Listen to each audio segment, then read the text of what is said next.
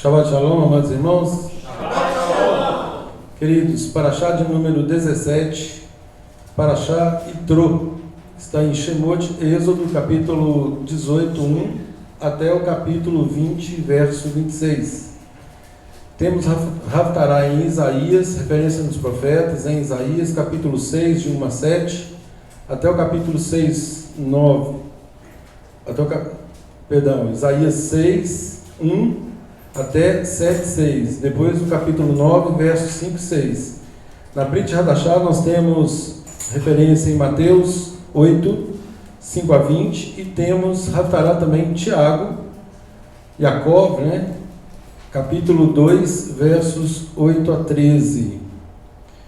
Então, Parashá Itró, começando no capítulo 18, diz assim: Ora, Itró, ou Jetro, como é mais conhecido, sacerdote de Midian, sogro de Moisés, ouviu todas as coisas que Adonai tinha feito a Moisés e a Israel, seu povo. Como Adonai trouxera a Israel do Egito, Jetro, ou Itró, sogro de Moisés, tomou a Zípora, a mulher de Moisés, depois que este lhe a enviara, com os 2 filhos dela, dos quais um se chamava Gerson, pois disse Moisés: fui peregrino em terra estrangeira, e o outro Eliezer, pois disse: o Deus de meu pai foi a minha ajuda e me livrou da espada de Faraó. Só uma observação aqui com relação aos nomes. Tem mamães aqui prestes a terem filhos, e certamente estão pensando, orando acerca de nomes. O nome diz tudo acerca daquilo que se quer do filho.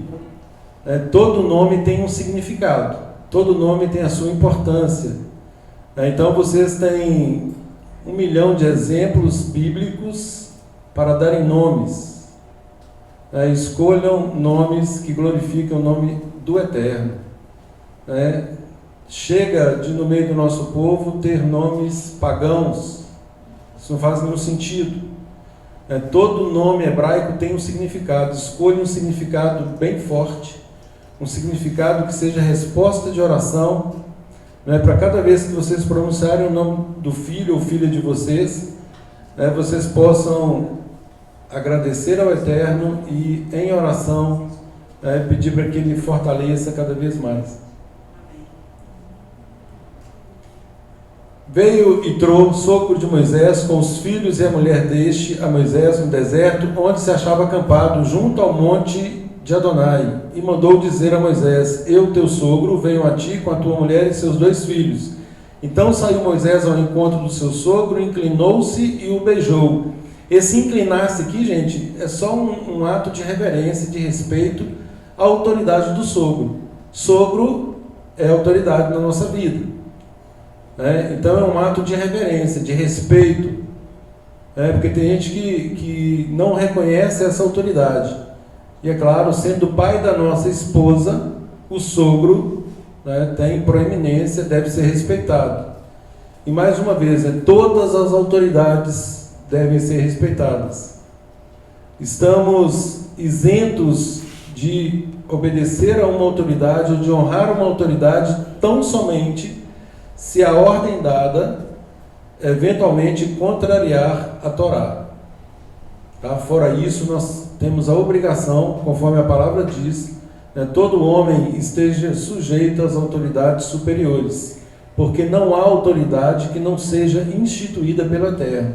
Então é nosso dever respeitar as autoridades, seja no campo mínimo ao máximo, seja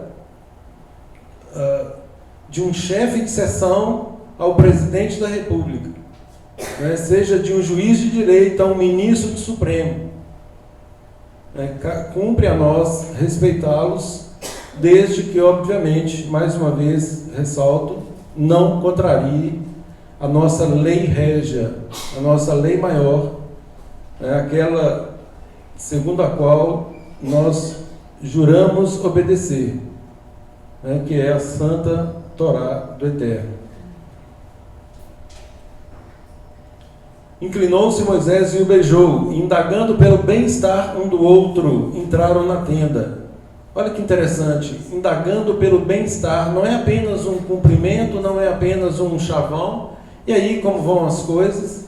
Não, é uma preocupação, né, de verdadeiramente querer saber como o outro está. Isso nos remete a um estilo de vida que nós devemos nos preocupar uns com os outros. Então, saber e, ao ouvir a resposta, estar pronto para eventualmente ajudar.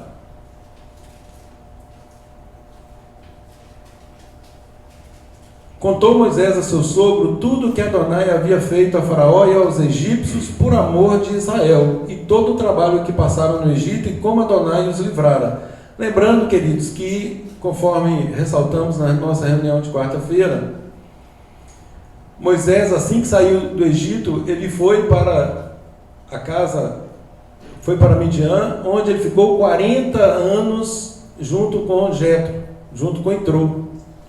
Então, obviamente, Itrô acompanhou toda a trajetória de Moisés, sabendo que Moisés era como um príncipe no Egito.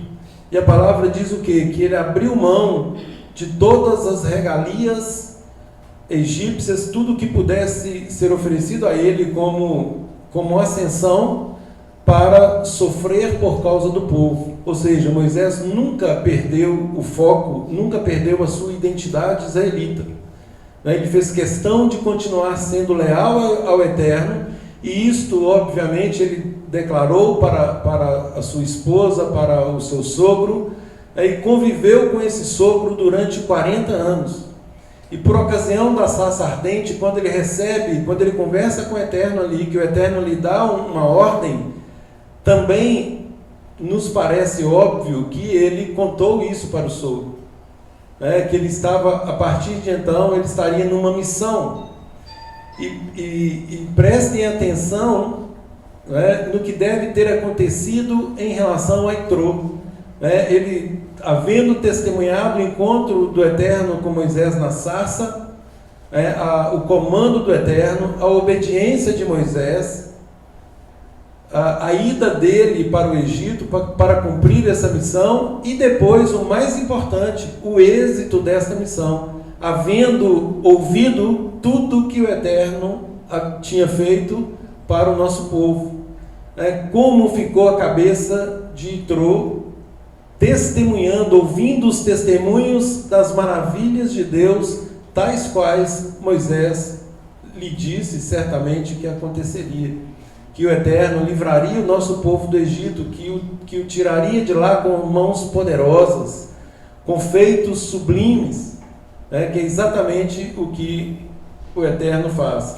Então, diante de tudo isso, alegrou-se Itrô de todo o bem que Adonai fizera a Israel, livrando-o da mão dos egípcios, e disse, olha aqui o que ele disse: Baruch Hashem, bendito seja Adonai, que vos livrou da mão dos egípcios e da mão de Faraó. E aí ele profere uma expressão que poucos proferiram na Bíblia. Nós temos Jó falando, Jó disse que eu conhecia o Senhor de ouvir falar, mas agora eu efetivamente sei quem é o Senhor. Samuel também é a mesma coisa. E aí ele declara isso: agora sei, verso 11, agora sei que Adonai é maior do que todos os deuses.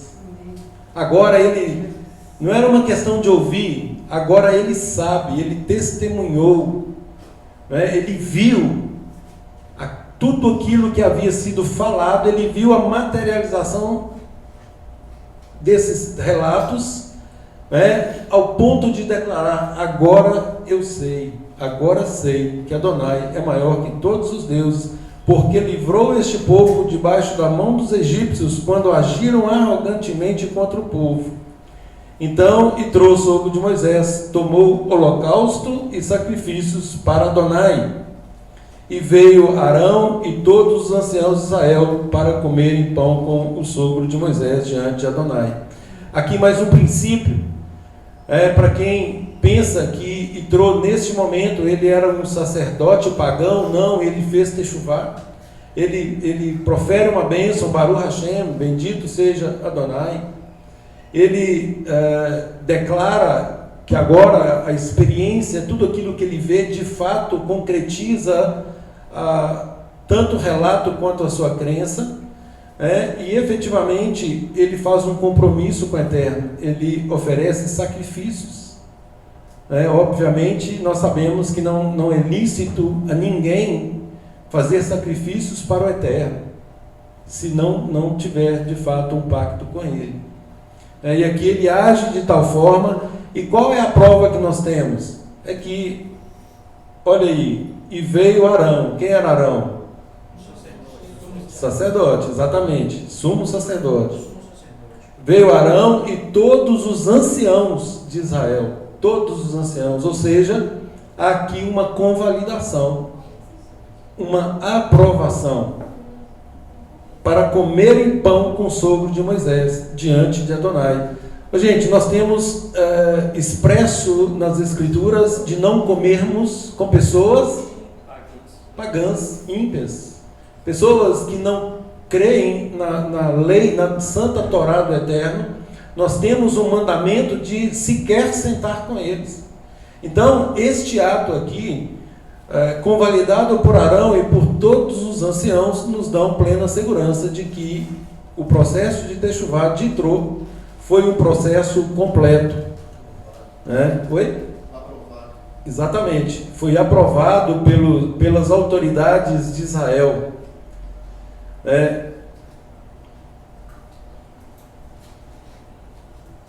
Então, queridos, aqui nessa porção nós vemos então a chegada de Yitro, sogro de Moisés.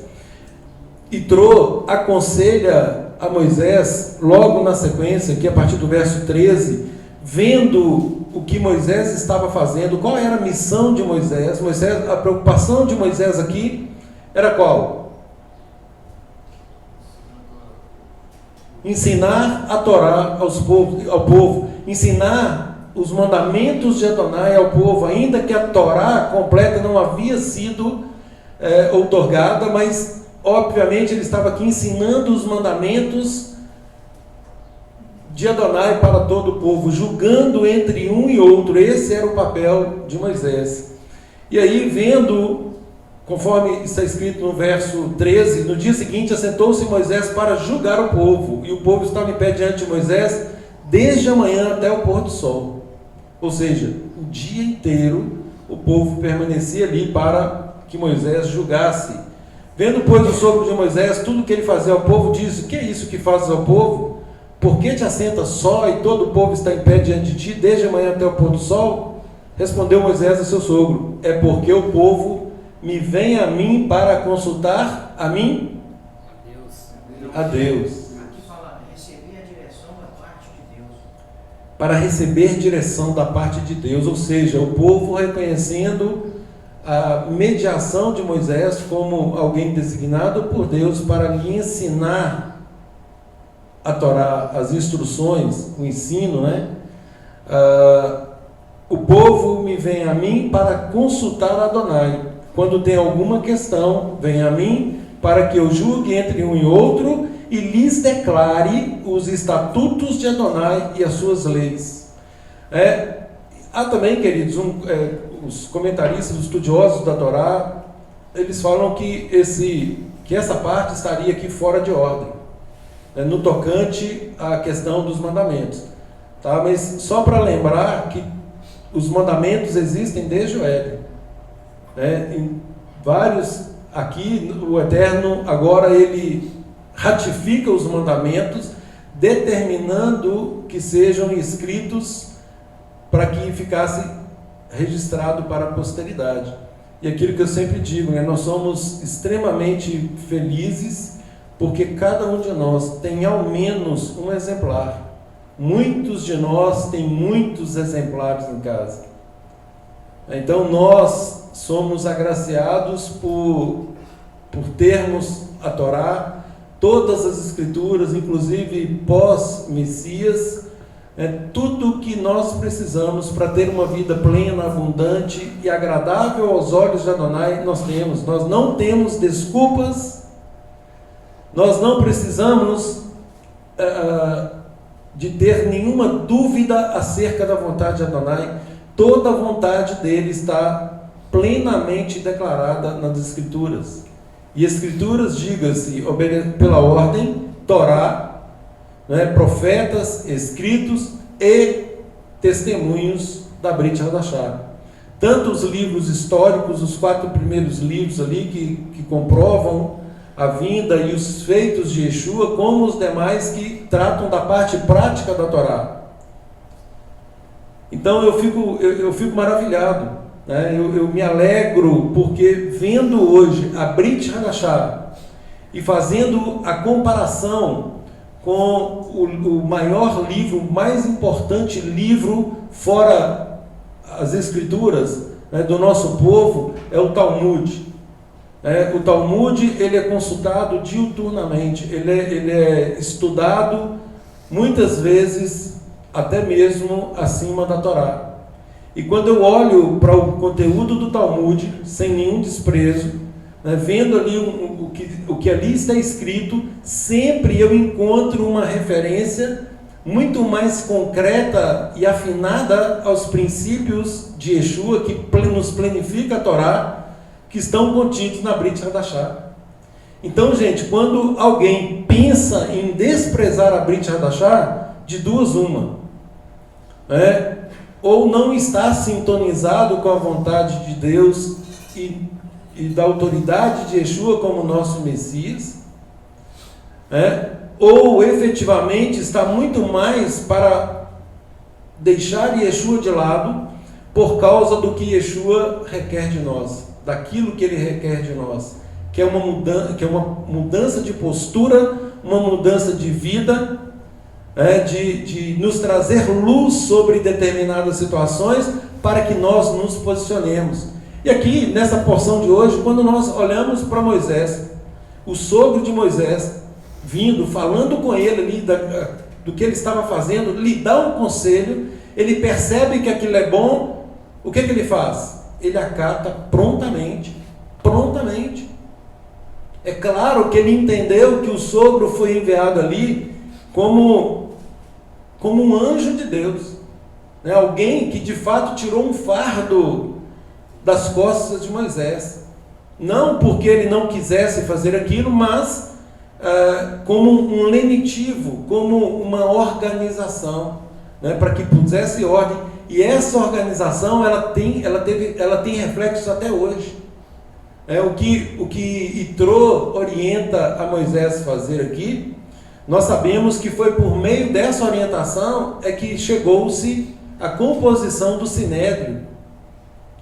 Então, vejam bem, um tribunal pleno em Israel por causa de uma orientação que Itrô dá lá atrás. Pois não? A gente vê a humildade dele aí, né? Sujeição aos conselhos, né? Porque o homem que era, o chamado que tinha, ele podia falar: quem você pensa que é? Deus fala comigo diretamente, né? Mas ele ouviu prontamente, acatou e abençoou todo o povo. Exatamente. Então, queridos, um conselho que foi levado a cabo, um conselho que foi imediatamente aplicado. E às vezes nós recebemos uma direção que é muito mais do que um conselho. E a pessoa é lenta, praticamente retardada mesmo em cumprir. Ou seja, ela vai retardando, ela vai procrastinando. E aí isso nos chama atenção, porque nós, como servos de Adonai, nós devemos ser prontos para ouvir e para obedecer. Nós veremos hoje aqui o momento em que o Eterno dá ao nosso povo a lei régia, a lei máxima, que são os 10 mandamentos, as 10 palavras.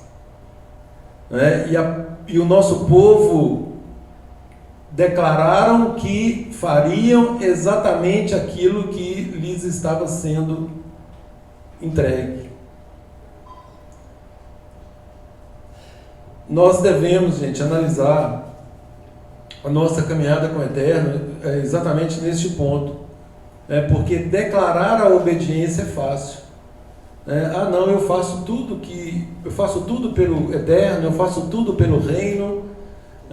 São declarações lindas de se ouvir, mas nós, o corpo, ele mede isso pelas pequenas coisas, e são pelas pequenas coisas que nós nos identificamos. A fidelidade no pouco nos faz galgar estágios. E quem não é fiel no pouco, não pense que pulará de paraquedas para o último nível. Não pulará. Nós veremos também versos das Escrituras que comprovam isso.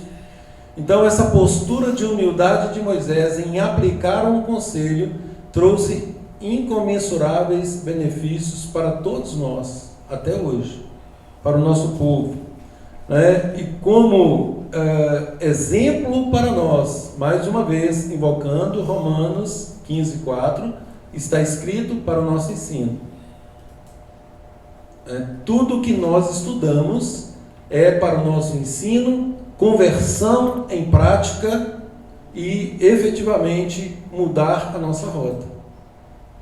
Isso é para mudar a nossa direção, ou para confirmá-la,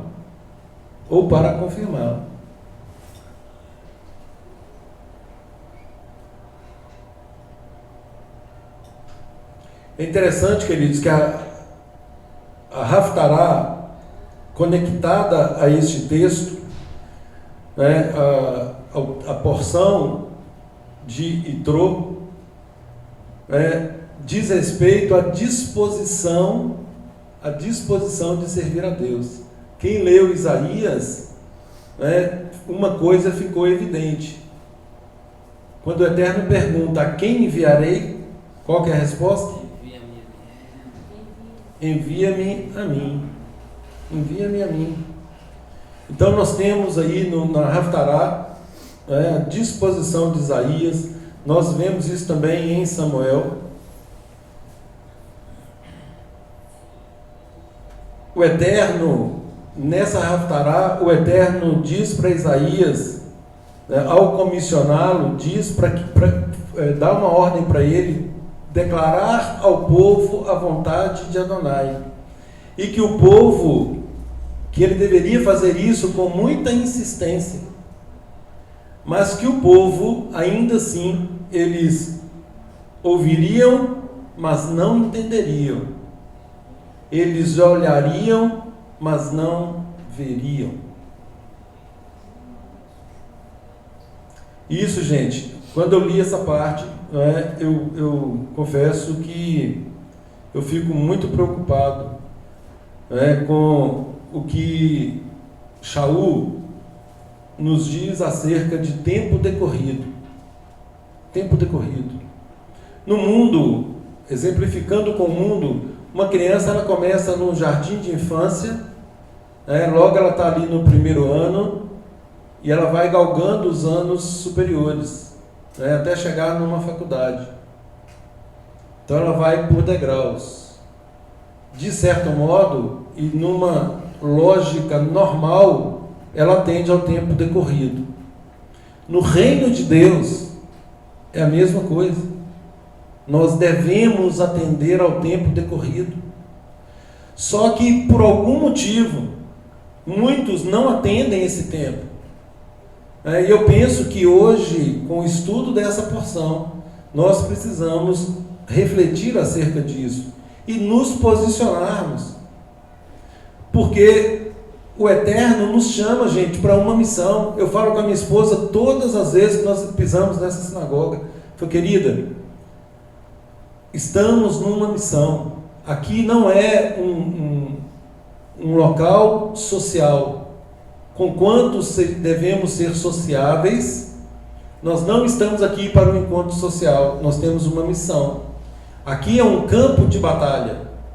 É um campo de batalha. Não nos descuidemos disso, porque o nosso inimigo, ele não brinca. E um fermento que é lançado, ele pode prejudicar aí anos de ensino. Anos de ensino. E se nós, cada um de nós, não estiver atendendo ao tempo decorrido, com esse anseio de atender esse tempo, ou seja, eu preciso crescer, né? Eu preciso avançar.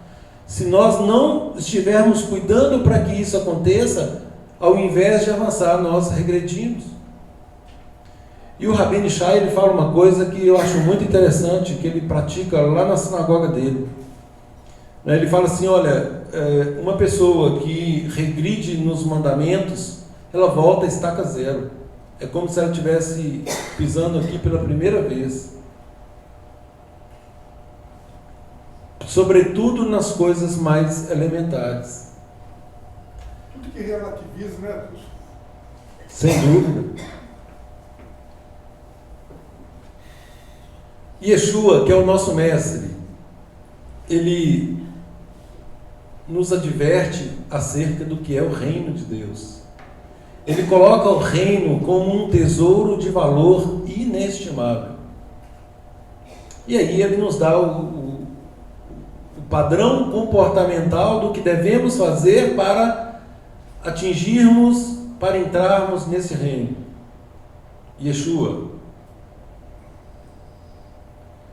Rabino Shaul, compreendendo o que Yeshua estava ensinando, ele aponta o direcionamento. Olha, nós temos um alvo, permaneçamos focados neste alvo, vamos esquecer das coisas que para trás ficam e vamos prosseguir rumo ao alvo, rumo ao prêmio da soberana vocação em Yeshua. Então Yeshua vem, ele planifica a Torá, ele tira todo o jugo humano da Torá e nos ensina a cumprir a Torá com a kavaná, com a intenção correta, da forma correta. Só que muitos pensam que não tem Torá a ser cumprida, porque afinal de contas ele já cumpriu, eu não preciso cumprir, e por aí vai, né? Ou eu relativizo, eu cumpro uma coisa e não cumpro outra, né? Eu acabo sendo conivente com alguns princípios, mesmo sabendo das promessas do Eterno, tanto de bênçãos quanto de maldições. Ainda assim eu sou leniente, eu sou conivente, eu sou letárgico, lento em ouvir e lento em praticar.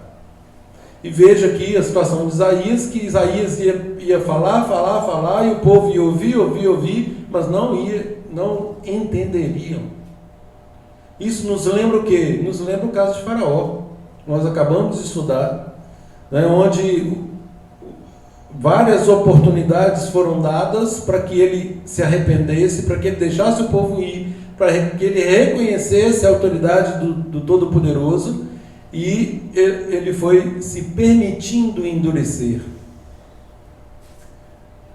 Queridos, mais uma vez,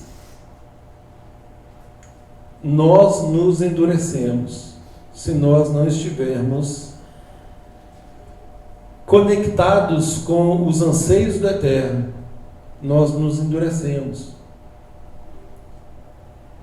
E o meu medo, o meu receio é que após o atingimento de uma determinada dureza, não haja mais como quebrantar. Mas nós aprendemos que o Eterno, ele é longânimo, ele é misericordioso, ele é amoroso, ele há de me dar um livramento. O Eterno é tudo isso. Mas tem advertência expressa, principalmente lá em Hebreus. Fala que depois que nós conhecemos a verdade, se nós, de forma deliberada, nós não tomarmos passos práticos para permanecer nessa verdade, era melhor que não tivéssemos conhecido, porque aí já não resta mais sacrifício pelos nossos pecados, mas apenas expectação de juízo. Pois não. Provérbios 29:1 diz assim: o homem que muitas vezes repreendido endurece a cerviz, será quebrantado de repente, sem que haja cura.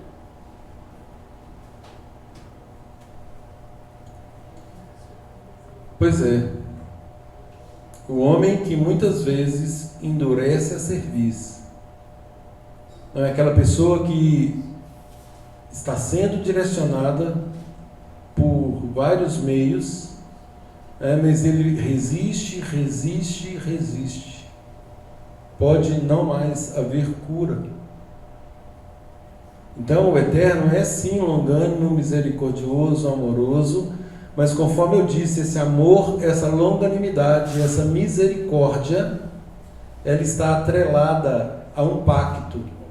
O pacto que está sendo feito ou refeito aqui agora com o nosso povo, o qual nós aderimos ou não. Ninguém é obrigado a aderir, né? Está dentro do espectro da livre iniciativa. A tradução da nova linguagem, posso dizer aqui, nova tradução da linguagem de hoje. Pois não. Quem é repreendido muitas vezes e não muda seu comportamento errado, será derrubado violentamente, de repente, e não haverá recuperação para ele. Irrecuperável. Chega a um ponto de irrecuperabilidade. Não é? E nós estamos, gente, eu penso que, eu falei isso na quarta-feira, nós precisamos nos despir de todo o ensino romano, relativista, humanista, para agirmos com foco no verdadeiro centro. E quem está no centro? Nós vamos falar daqui a pouquinho sobre os mandamentos do Eterno, sendo o primeiro deles o reconhecimento de que só há um Elohim, um Deus. E o Eterno não admite a idolatria. E a maior delas é nós mesmos. A maior idolatria chama-se eu. Eu compito com o Eterno o tempo todo. Eu é que mando. Eu é que mando. Então essa competição, ela já nos tira desse pacto. E aqui nós temos um pacto, gente, de sangue. É um pacto de sangue. É um pacto onde está sendo instituído aqui sacrifícios. Porque nós sabemos que sem derramamento de sangue não há remissão de pecados. É um apontamento para aquele que viria para derramar o seu sangue em nosso favor. Não para nos dar uma carta branca para o futuro, para pecarmos de forma deliberada, mas para pagar todo o nosso passado, nos conscientizar do presente e capacitar mediante o Rua, o Espírito do Santo, que nos é prometido logo após a lavagem dos nossos pecados. Nos é prometido o Rua do Eterno, conforme Ezequiel 36, 27, para que nós consigamos obedecer os estatutos, ordenanças e mandamentos. Então, uma vez lavados, purificados, mesmo com a natureza humana pendente para o pecado, aí ele encerrará sendo muito forte em nós, com o auxílio do próprio Eterno, nós conseguimos obedecer aos estatutos, ordenanças e mandamentos. Não é, Maxwell? Não é verdade? Pois é. Então, atentemos para isso. Tem gente que fala assim: será que eu tenho o Rua, o Espírito do Santo em mim? É muito simples, gente. Esta é uma resposta, esta é uma pergunta retórica. Cada um de nós sabe a resposta. Se eu estou tendo prazer em andar dependente de Adonai, em obediência aos seus estatutos, ordenanças e mandamentos, eu tenho o Rua. Se eu não titubeio em cumprir os mandamentos, eu tenho o Rua. Se o que eu mais almejo é fazer a vontade de Adonai, eu tenho o Rua. Agora, se em algum momento eu me coloco acima do Eterno, não há espaço para dois corpos, não ocupam o mesmo espaço. o governo cabe apenas ao Eterno. Se nós resolvermos disputar esse governo com Ele, nós vamos sucumbir. Porque Yeshua é o nosso Messias? Porque Yeshua foi... Porque o Eterno declara: este é o meu Filho amado, em quem me comprazo, este é o meu Filho amado, a Ele ouvi, este é meu Filho amado, eu hoje te gerei. Por que o Eterno fala isso com Yeshua? Por causa da disposição constante e imutável de jamais fazer a própria vontade. O tempo todo declarando: eu não vim fazer a minha vontade, senão a vontade daquele que me enviou. Um propósito, uma missão clara. Moisés aqui teve um propósito e uma missão clara: libertar o nosso povo do Egito. E ele cumpre isso da melhor forma possível. Só que aqui agora ele está diante de quase 3 milhões de pessoas e ele recebe um conselho que muda toda a vida dele. Porque aquilo que estava sendo exaustivo, ele recebe do seu sogro uma admoestação: isso não é bom o que você está fazendo, não é bom o que fazes, você vai acabar morrendo, e outra, você vai matar esse povo também. E aí, gente, fez-se um cálculo aqui, que se 0,5% só desse povo todo tivesse problemas, ele teria que ficar de forma ininterrupta atendendo até morrer, porque ele não aguentaria. Levaria meses e meses e meses. E aí ele dá uma ordem, dá o conselho, aliás, no sentido de que, verso 19: ouve, pois, as minhas palavras e eu te aconselharei. Aqui, gente, é o seguinte, olha, é quando chegamos perto de alguém falando assim: você quer um conselho? A pessoa que deveria querer o conselho e acatá-lo, é como muitas vezes, que a gente faz isso, a gente está acostumado, o que eu ouço, não audivelmente, mas na prática, o que eu estou ouvindo não estou nem aí para esse conselho. Estou nem aí. Por quê? Porque não muda a atitude.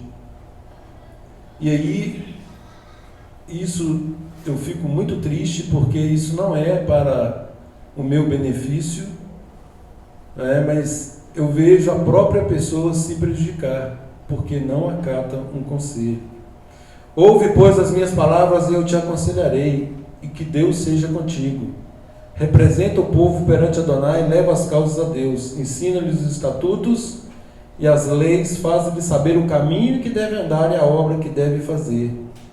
Procura dentre o povo homens capazes. E aí, Itrô começa aqui a elencar atributos para que os homens, os verdadeiros... mas espera aí, tem homem falso? Tem.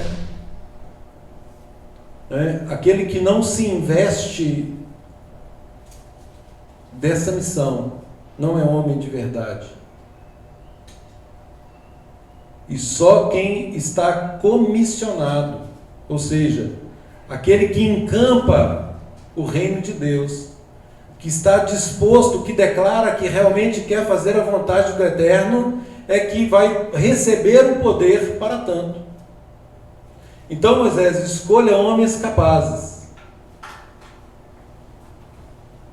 21. Procure dentre os homens, dentre o povo, homens capazes, tementes a Adonai. Eu falei sobre isso na quarta-feira. O temor de Adonai é o quê? O princípio da sabedoria. Quem não tem temor a Adonai, tá? Zero de sabedoria. Zero de sabedoria. Isso é a palavra que diz. Então, procure homens capazes. Esses capazes aqui, gente, pessoas versadas, pessoas que conhecem o funcionamento, pessoas que conhecem a Torá, que conhece os princípios, os alicerces imodificáveis da Torá, que são esses que nós leremos daqui a pouco. Esses alicerces aqui dos 10 mandamentos são absolutamente imodificáveis. Aliás, as instruções do Eterno recebem esse status. A palavra diz: seca-se a erva e murcha-se a sua flor. Mas a palavra de Adonai, ou seja, a instrução de Adonai, a santa instrução, a santa Torá, permanece para sempre. Para sempre. Então tem que ser pessoas capazes. E Shaul dá esse conselho para Tito, para que também delegasse atividades dentro do corpo, elencando ali os atributos. É só ler no primeiro capítulo de Tito, né, quais são os atributos de alguém que vai contribuir para o reino. Esse é o padrão, gente, que nós devemos buscar. Ser forte e corajoso. Procure dentre o povo homens capazes, tementes Adonai, homens de verdade. Aqui na verdade é homens da verdade. Da verdade, ou seja, que colocam a Torá do Eterno acima do conhecimento próprio. Eu entendo assim. O Maxwell chega aqui para julgar e tal, pô, Maxwell, eu entendo assim. Aí ele consulta o outro fala assim, eu entendo assado. Mas espera aí. Não é o nosso conhecimento, gente. É a Torá. Tudo tem que estar fundamentado na Torá. Olha, Maxwell, de acordo com a Torá, sua conduta deve ser esta, esta e esta. Ponto final. Você só tem duas opções: obedecer ou não. E não buscar elementos dentro de uma terceira vontade para satisfazer a sua vontade. Porque você já conhece a verdade. Você já sabe o que é verdade, mas você não a quer.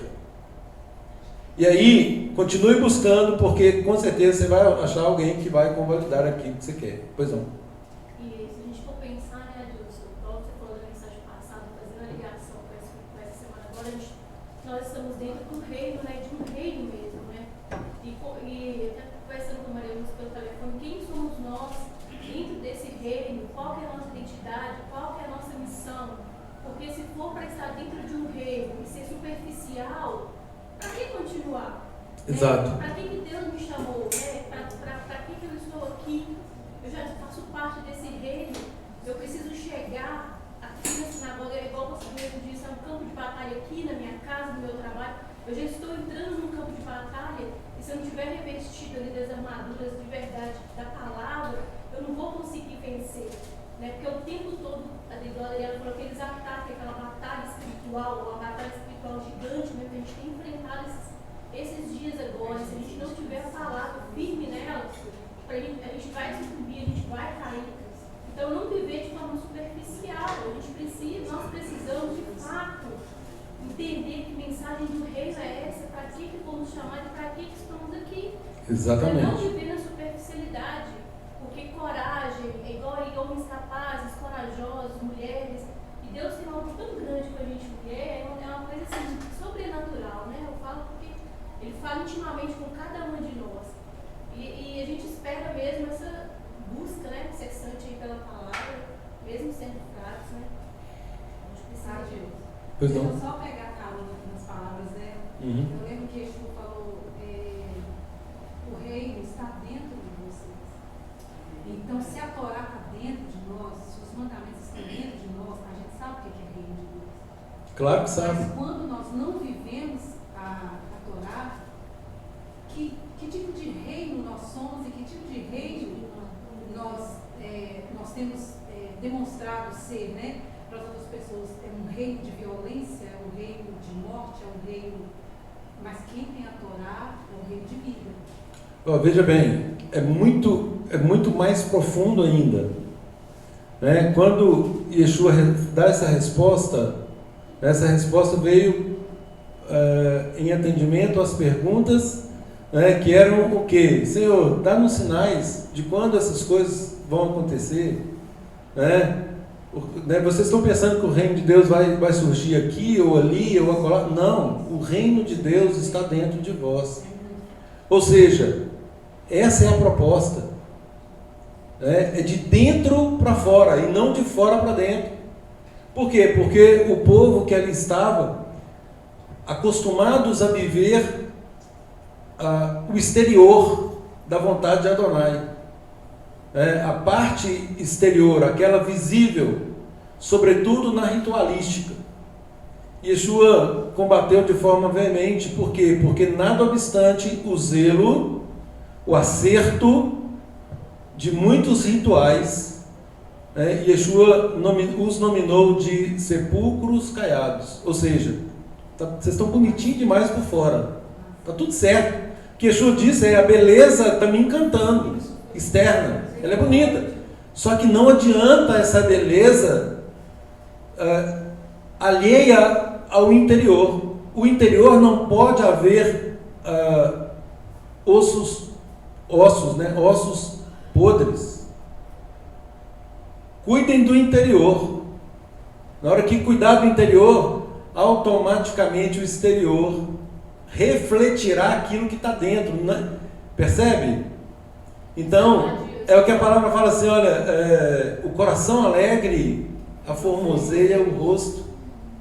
Então, se percebemos a formosura, é porque o coração ele faz essa transformação. Então tem que ser algo de dentro para fora. Agora, como que nós sabemos que ele está dentro? Aquilo que eu falei do Ruach Kodesh, a disposição que temos em renunciar à nossa vontade, né, nos padrões que Yeshua nos coloca.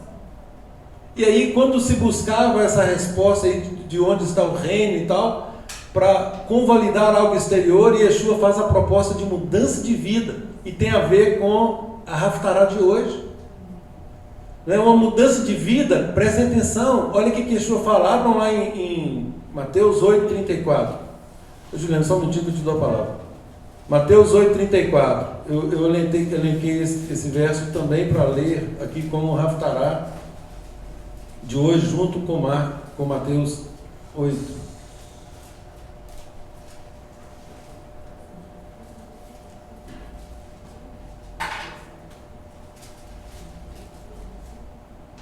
Mateus 10,34, perdão. Mateus 10,34. Quem achar aí pode ler. Por causa disso, toda a cidade saiu ao encontro de Yeshua. Não é 10? 10,34. 10 Não pense que vim trazer paz à terra, vim trazer não a paz, mas a espada. Ô, gente, presta atenção nisso.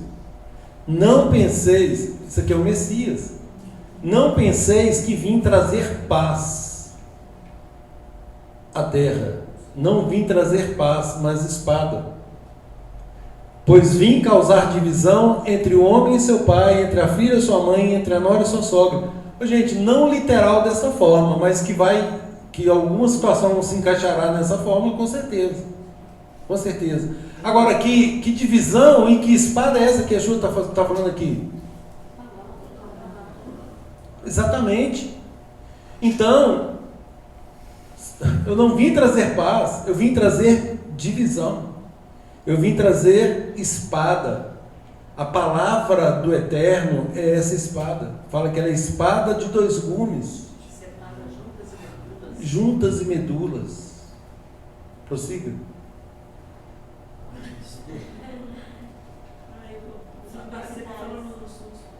Ô, gente, esse verso é maravilhoso. Hebreus 4,12. Leia aí, por favor. Amar bem, não. Leia, Hebreus 4,12. Olha, gente, olha a beleza desse texto. Olha o que é espada.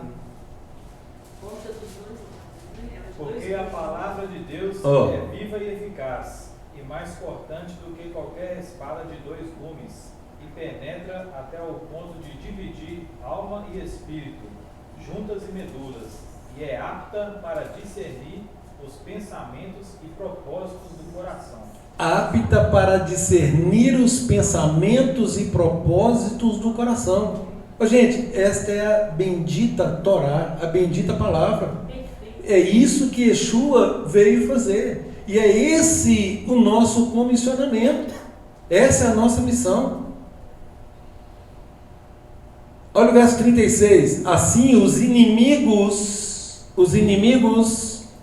serão os da própria casa, família. Olha aí.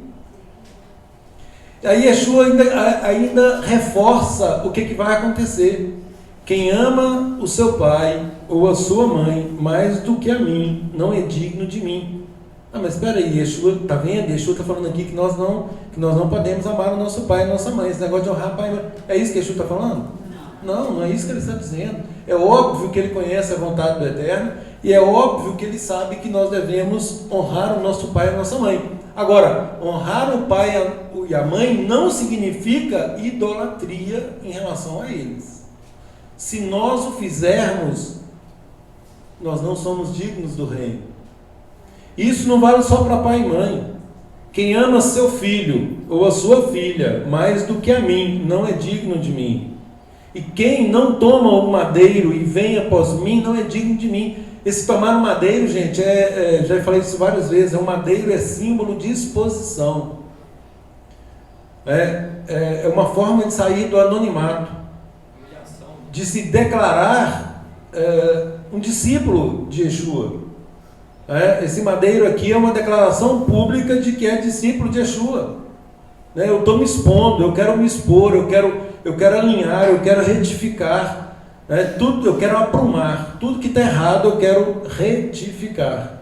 É isso aqui. Quem não toma o seu madeiro e vem após mim, não é digno de mim. Quem acha a sua vida, perdê-la-á. Ou seja, aquele que está vivendo de forma cômoda e confortável, alheios ao Eterno, aos propósitos do Eterno, vai perdê-la. Quem, todavia, perde a vida por minha causa, achará. O perder a vida aqui, gente, é mudança de propósito. Eu não mais atendo aos padrões de vida do mundo, mas os meus padrões agora, eles são os padrões do reino. Então, aqui está dizendo que eu vou encontrar. Eu digo que nós nos encontraremos. Descobrimos a nossa missão, descobrimos a que viemos, o nosso propósito. Eu falava com o irmão esses dias, as oportunidades que o Eterno nos dá, e muitas vezes nós ignoramos, nós não damos a devida importância. O Eterno quer retificação plena, o Eterno quer, a palavra garante isso, o Eterno não quer que ninguém se perca, mas que todos cheguem ao pleno. Para chegarmos ao pleno conhecimento da verdade, nós temos que saber da nossa situação, declarar aí que estamos arrependidos, e sermos lavados, remidos, justificados pelo sacrifício do Cordeiro, do Messias, para assim nós recebermos o Ruach HaKodesh e aí prosseguir em pleno êxito. Isso aí tudo Êxodo 19, né, Deus? Que fala que vocês vencerão um reino de sacerdotes, uma nação separada. Só que antes dessa declaração, conforme nós pontuamos na quarta-feira, porque é muito lindo falar isso, Isso, o mundo ocidental todo fala isso. Nós somos o reino de sacerdotes, nós somos a nação real, sacerdócio santo, nação santa, nós somos o Israel de Deus, Não, só que antes disso tem um si. Tem um si aqui. Se o si for cumprido, ok, está dentro. Diligentemente. Tem que ser cumprido tal qual está aqui. Se o si for olvidado, esquecido, relegado, jogado de lado, não declare que é nação sacerdotal, que faz parte da nação, porque não faz. Não faz. Voltemos aqui à nossa porção. Já vou chegar no 19. Procura dentre os homens capazes, tementes a Adonai, homens da verdade, que aborreçam a avareza. Aborreçam a avareza. Avareza, o que é avareza, gente? Onduriço. Não. É mais profundo do que isso. é amor ao dinheiro. Avareza é amor ao dinheiro. Qual é mesmo a raiz de todos os males? Não é o dinheiro, gente. É o amor ao dinheiro. É mais uma vez quando o dinheiro substitui o próprio Eterno. Aliás, é o único Deus, entre aspas, nominado por Yeshua, é o dinheiro. Mamon. Ele menciona isso para deixar bem claro que é impossível servir a dois senhores. Então, a avareza, como muitos falaram, é a pundurice, né? É o mão de vaca. Agora, a questão é, por que é assim? Por causa do amor ao dinheiro. O amor ao dinheiro é a raiz de todos os males. Gente, eu ontem mesmo estava falando isso com a Maria Lúcia. Não tem a ver com pão de vista, tem a ver com apego mesmo. Mas por consequência, a pessoa é sovina, né? Então, é igual eu estou falando, a pão-durice seria a consequência do fato do amar ao dinheiro, do amor ao dinheiro. A pessoa que ama o dinheiro, ela não quer gastar com nada. Nem com a obra de Deus. Nem com a própria obra de Deus. Nem com a própria obra. E aí, eu estava falando com a minha esposa o seguinte, o que é essa questão do dinheiro, né? O dinheiro, gente, o Eterno nos permite tê-lo para ver como que estamos administrando. Como administramos o nosso dinheiro? Porque ele nos dá o padrão de administração. Existe um padrão. Um padrão expresso de administração. Você vai tirar tanto para a obra, você vai tirar tanto para você, para cumprir aí as festas. Né? Você vai tirar tanto para de 3 em 3 anos você fazer isso, isso e isso. Né? Nós temos um padrão a seguir. E pode perceber, quase todos que têm problemas financeiros não querem utilizar o padrão estabelecido pela palavra. São pessoas que não contribuem com o reino, não querem contribuir, não contribuem.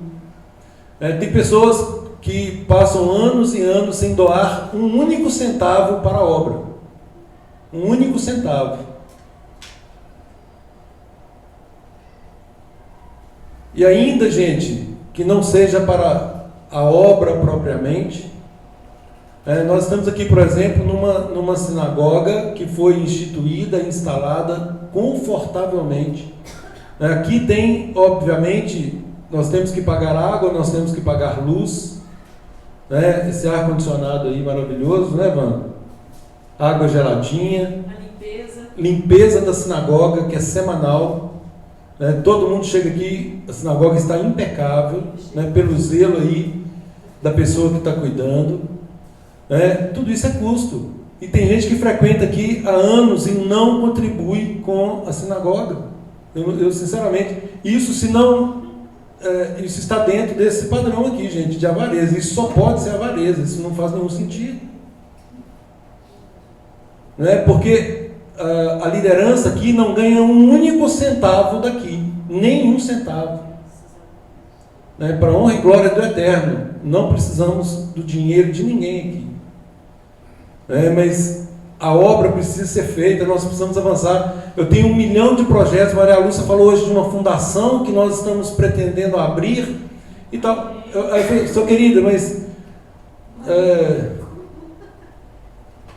o povo tem que se envolver, tem que haver envolvimento, porque isso é bênção. Tem que quebrar esse espírito de avareza, porque para nós contribuirmos, gente, isso para nós não tem nenhum problema. Nós temos patrimônio para instituir uma fundação. Agora, nós precisamos da participação de todos. Nós estamos preocupados com o futuro dos seus filhos. Eu já não tenho filho pequeno mais. Meu filho já é casado, dono de si, e ele responde por ele.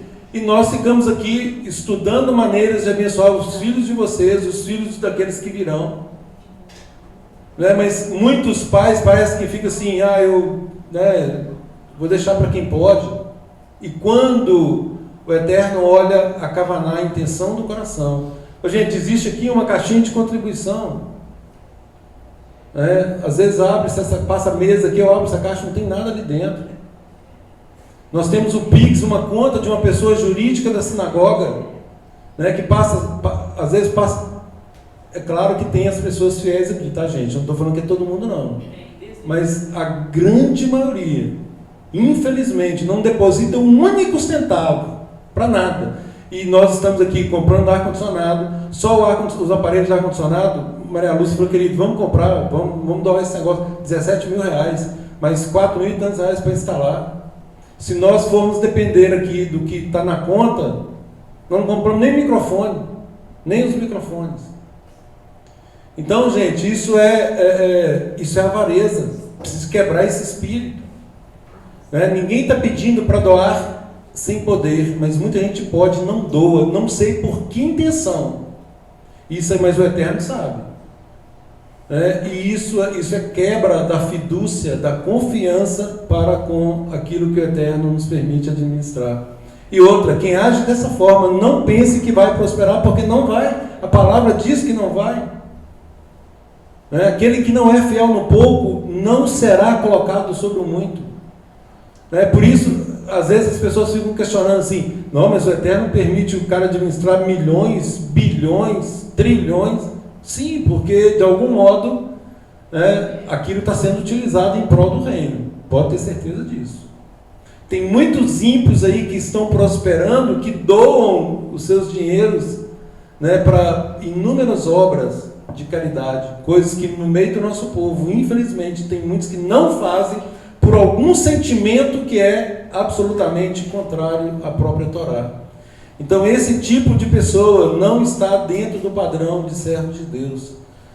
Ele não pode pretender aqui estar para julgar uma situação. Tem uma pessoa que está vindo aqui no curso de hebraico, ela chamou muito a minha atenção, ela só vem para o hebraico.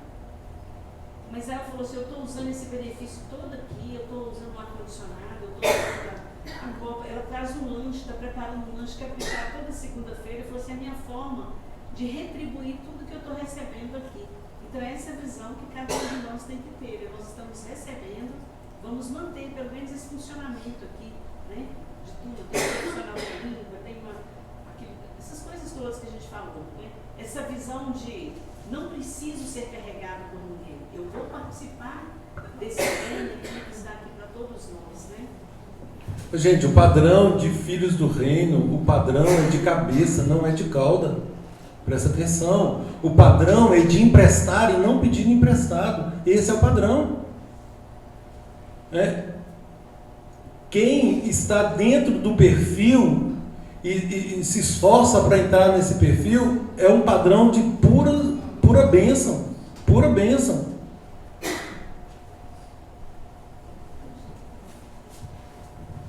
E tem gente que parece que não quer sair do buraco, não tem lógica isso, é um negócio meio louco, não faz sentido. Então o Eterno coloca que aborreçam a avareza, põe-nos sobre eles por chefe de 1000, de 100, de 50 e chefes de 10, para que julguem este povo em todo o tempo. Toda causa grave trarão a ti, mas toda pequena eles mesmos julgarão. Isso aqui, conforme eu disse, gente, isso aqui é uma delegação para que as pequenas causas sejam julgadas pelos auxiliares, e só as causas que os auxiliares não conseguirem dentro dessa hierarquia é que era levado para Moisés. Vejam o benefício que isso trouxe para Moisés.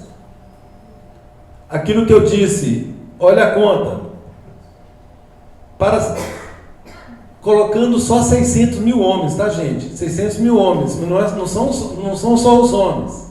78.600. Exatamente. Então, se considerarmos só os homens, nós sabemos que esse número é mais do que triplicado, considerando só os homens, para 600 mil homens, então seriam 600 juízes encarregados de 1000, 12 mil encarregados de 50, 600 juízes encarregados de 1000, 6 mil encarregados de centenas, 12 mil encarregados de 50, que é meia centena, 60 mil encarregados de dezena, ou seja, 78.600 pessoas. Eu falava na reunião de quarta-feira que é a cidade de Timóteo inteira.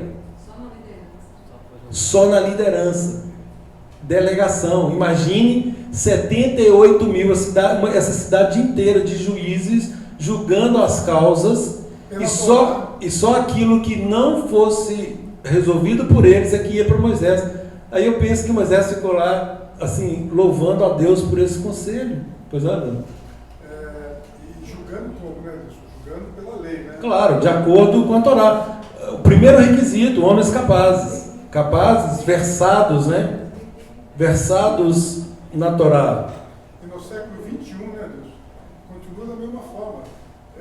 A vergonha que é os irmãos levarem causa para a justiça dos homens, onde não será julgado pelo mesmo critério, né? Então, na Brit Hadashah tem esse princípio que o Evan está falando, de que se surgir um problema entre nós, por exemplo, e ao invés dele ser resolvido pela Torá, ele é resolvido no judiciário. Isso é uma loucura. Eu me lembro até hoje, gente, de um episódio que aconteceu entre duas pessoas, né, no mundo evangélico aí, duas pessoas que se intitulavam cristãos. E aí, numa reunião que eu fiz com eles, eu falei assim, olha, a palavra diz para vocês dois que o simples fato de haver entre vós uma contenda já é completa derrota, ou seja, vocês estão derrotados. Agora, se vão pegar essa questão de vocês, que era uma coisa fácil de se resolver, financeira fácil de ser resolvida, e vão levar lá para o judiciário, ou seja, vocês vão lavar roupa suja na frente de um juiz que não tem nenhum compromisso com a Torá, né, com a palavra, né? Eles não tinham compromisso com a Torá dessa forma, mas, assim, pelos princípios da palavra de Deus, são pessoas que se declararam discípulos, né? Vocês vão levar isso para um terceiro resolver, né? E essa fala fez com que houvesse ali uma conciliação e que, obviamente, o problema não foi para frente. Então, a advertência é exatamente essa, né? De que no nosso meio, é por isso, gente, que eu enfatizo tanto o alinhamento de vida. Outra coisa, eu vou chamar a atenção mais uma vez, e isso está registrado, gente, tem vários vídeos que isso consta, é para tristeza nossa. Tem pessoas que continuam faltando às reuniões e não justificam. As nossas reuniões de quarta-feira, gente, é reunião de alinhamento. Se vocês não se comprometerem, os objetivos não serão atingidos.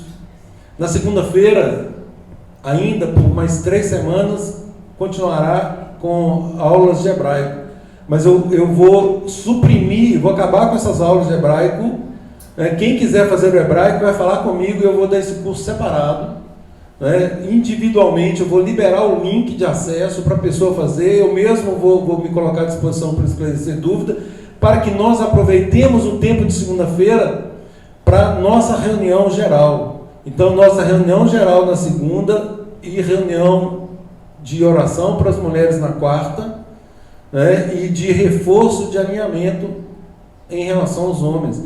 Se nós homens não empunharmos essa espada, gente, o trabalho não vai para frente.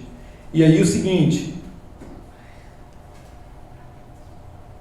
é aquilo que eu falo, Juliana começou falando hoje muito bem sobre isso, e está também uma anotação que eu fiz para compartilhar com os irmãos,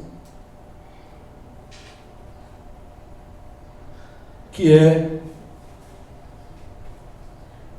assumirmos a nossa posição no reino. Foi o que a Juliana falou. Ou nós somos, gente, ou nós não somos. Defina o que vocês querem.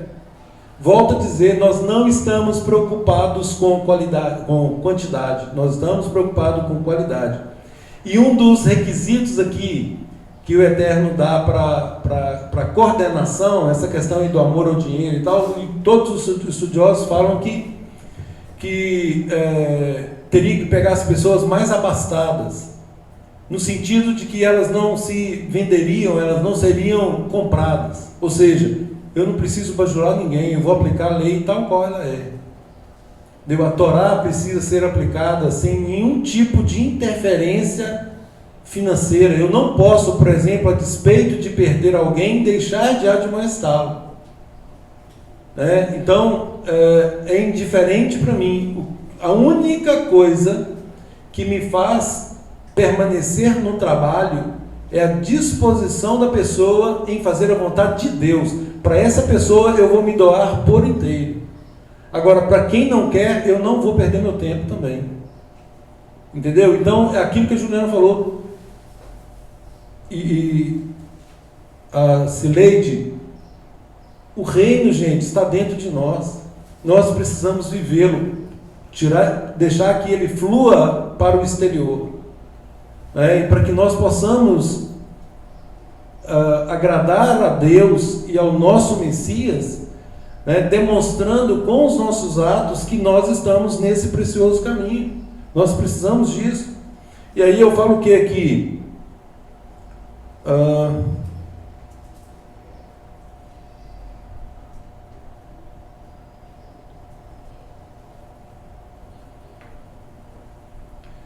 Nós não podemos nos satisfazer, foi uma observação que eu fiz, não podemos nos satisfazer com o status que tínhamos antes. Devemos nos esforçar para ir para frente, rumo, buscando novos estágios, atendendo ao tempo decorrido, buscando novos estágios, níveis, em nossa vida espiritual, prosseguindo rumo ao precioso alvo que nos está estabelecido. E o primeiro passo neste plano é uma mudança radical de atitude. Como uma criança transbordante de entusiasmo por ter acabado de ganhar um brinquedo novo. Da mesma forma, nós devemos permanecer entusiasmados a cada dia pelo nosso compromisso de servir a Deus e aos irmãos. O mandamento para nós é amar a Deus em primeiro lugar e ao próximo como a nós mesmos, e esse amor ao próximo ele está atrelado à obediência. E nós, gente, não podemos, nós temos que sair da mediocridade, nos libertar das amarras da mediocridade, de nos contentarmos, por exemplo, de vir no Shabat. Eu compareço no Shabat. Gente, toda a Brit Hadashah fala sobre a edificação do corpo. Se o corpo de Yeshua não for edificado em cada carral, em cada congregação, nós estaremos deficientes. Nós temos um cabeça que é Yeshua, e cada um de nós tem um papel a desempenhar nesse corpo. Então, salvo as exceções, obviamente, de quem tem outros compromissos que são inadiáveis, não tem como substituí-los, aulas, por exemplo. Fora esses compromissos, gente, não faltem as nossas reuniões. Compareçam para que vocês alinhem a vida de vocês, a vida da família de vocês, porque começa sempre pela nossa família. E aí sim, fazendo esse alinhamento primeiro, isso vai refletir aqui para que nós possamos avançar nessa obra. Então, volto a falar, nós temos grandes projetos para esse local. Eu sinto que o Eterno está largando as nossas tendas, que virá, propósito de oração que a Maria Lúcia colocou aqui, 10 famílias. Nós estamos orando para que o Eterno envie, é uma oração lícita, e que com certeza será atendida, porque está dentro da vontade de Adonai. Yeshua manda, ele nos dá uma ordem para nós orarmos pedindo trabalhadores. Eu estou clamando por trabalhadores. Se quem estiver aqui não se predispor a isso, a palavra diz, gente, que o Eterno pode levantar até uma pedra para fazer as vezes de vocês. Então, cuidado, porque o Eterno está nos dando todas as oportunidades para que nós nos coloquemos a serviço do reino, não deixemos passar. Pois não. Sobre a importância de congregarmos, em Coríntios fala, às vezes a gente está desanimado em casa e pensa assim, não vou não, porque eu estou muito cansado, mas às vezes Deus quer nos trazer aqui para abençoar outro irmão, a gente nem sabe. é uma palavra, um discernimento que Deus vai nos dar e que a gente vai ser instrumento para mudar a semana, o destino de um irmão, né? O Coríntios fala tanto dos reunidos, um tem salmo, outro doutrina, este traz revelação, aquele outra língua e ainda outra interpretação. Seja tudo feito para edificação. Então a gente vem também para ser instrumento de bênção para o outro, né? Gente, nós já ouvimos tantos testemunhos, várias pessoas chegaram para mim e falaram assim, nossa, o testemunho do Josley, por exemplo, aquilo que o Josley falou, mas como que isso mudou a minha visão, não sei o que, não sei. E aí testemunhando acerca do testemunho do irmão, entendeu? Então às vezes a gente acha que é insignificante, mas não é, gente. Aí é que se cumpre a palavra que o corpo edifica o corpo, pois não? No chá das mulheres, algumas pessoas deram um depoimento, né, falaram, deram um testemunho, e foi tão tremendo, né, que a Camila, uma menina de 15 anos, que o nome de Deus seja sempre exaltado na vida dela, ela deu um testemunho que impactou tanto uma irmã, que essa irmã me falou, vou procurar a Adriana, porque eu quero que meus filhos cheguem a essa idade do jeito da Camila. Olha que bênção. Amém, exatamente isso, Adriana, aumentar a sua responsabilidade.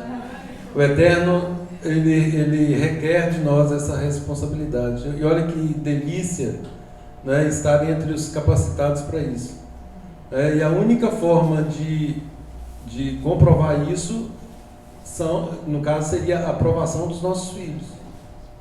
É o que eu falei que Shaul fala para Timóteo, para Tito. Homens que têm uma casa ordenada, tem que ser temente a Deus, tem uma casa ordenada, filhos sob disciplina. Então, assim, esses são os frutos de alguém que vai servir a Deus aí com uma posição mais evidenciada. E volto a dizer, o Eterno nos quer usar a todos, sem acepção, gente. O Eterno não faz acepção de pessoas.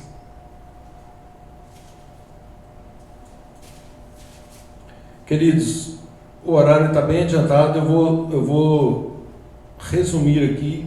Eu queria só fazer uma observação aqui com relação ao nome, a importância do nome. O nome original de Jitro, ou conhecido por Jetro, era Ieter. Ieter significa resto. Como que alguém coloca um nome desse numa pessoa? Significa resto. Mas o Eterno muda o nome de Ieter para Itro. Acrescenta-lhe o Vav. Como os estudiosos falam que o Eterno acrescenta aqui a abundância dele. E aí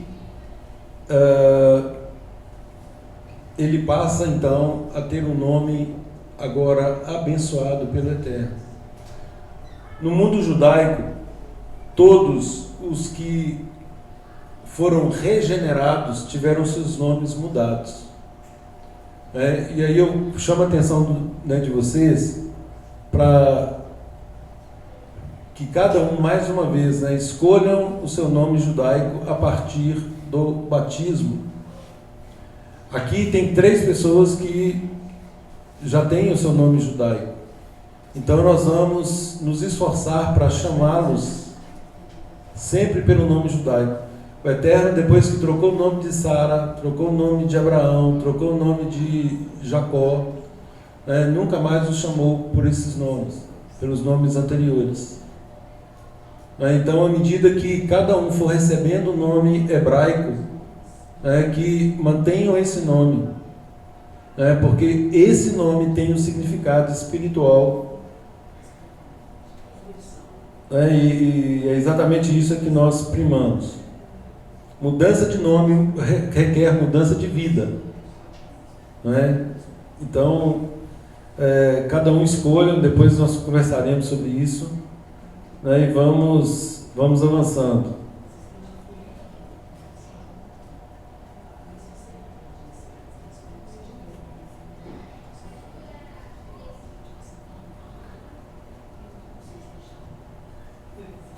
Uma observação aqui, gente, acerca dos julgamentos, que o povo esses 78.600 pessoas estavam ali para julgar segundo a Torá. E aí uma observação é, quando a nossa conduta é baseada em nossa própria compreensão daquilo que é certo e errado, com certeza nós estamos fadados ao erro. Então, assim, nós somente estamos seguros da nossa conduta moral e ética e que ela é adequada somente, tão somente, se ela estiver alicerçada na Torá, que é a vontade do Eterno. Então, o padrão do Eterno. Nós não vamos direcionar ninguém dentro daquilo que pensamos, de coisas divergentes. Nós vamos apontar de forma fundamentada de acordo com a Torá. Então, a vontade do Eterno não é o que eu penso, não é o que o fulano pensa, o Beltrano, mas sempre a Torá do Eterno. Sobretudo nos pontos que Yeshua já também planificou para nós. E lembrando mais uma vez que Yeshua declara que tem um jugo. Ele fala que o jugo dele é suave e o fardo é leve. Então, existe um jugo que nós continuamos com ele. Só que agora ele é suave e o fardo não é mais pesado, é um fardo leve.